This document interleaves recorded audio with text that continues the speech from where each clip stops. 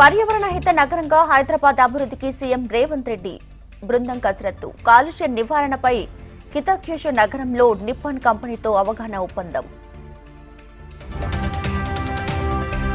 కేసీఆర్ మరోసారి సీఎం అవడం చారిత్రక అవసరం, నష్టాన్ని పూడ్చుకోవాల్సిన అవసరం ఉందన్న కేటీఆర్.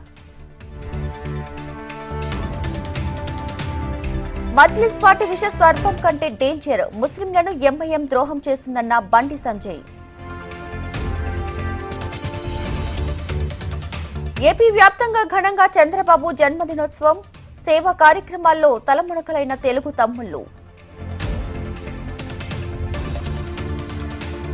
అనంతపురం జిల్లాలో చంద్రబాబు పట్ల వెల్లువెత్తిన అభిమానం, వేలి ముద్రలతో చంద్రబాబు చిత్రపటం ఆవిష్కరణ.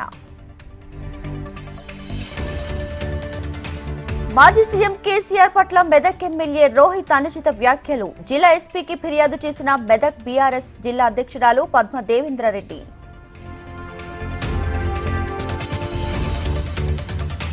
ప్రకాశం జిల్లాలో భారీగా పేలుడు పదార్థాల పట్టివేత, 2300 జిల్టన్ స్టిక్లు, డిటోనేటర్లు స్వాధీనం.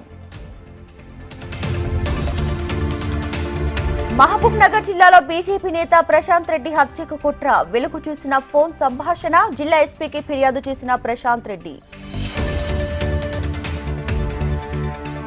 నిజామాబాద్ గ్రామీణ ప్రాంతాల్లో దొంగల బెడద, ఇందల్వాయిలో ఒకే రోజు 6 ఇండ్లలో బంగారం, నగదు చోరీ. అసెంబ్లీలో చంద్రబాబు ప్రసంగాల పుస్తక ఆవిష్కరణ, నిత్య విద్యార్థి అంటూ కితాబు ఇచ్చిన డిప్యూటీ స్పీకర్ త్రిపులార్.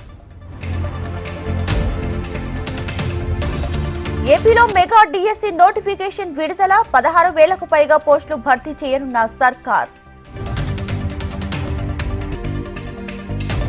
ములుగు జిల్లాలో వన్య ప్రాణులకు ఆసరా, సోలార్ బోర్డులు, కృత్రిమ నీటి కుంటలతో దాహం తీరుస్తున్న అధికారులు.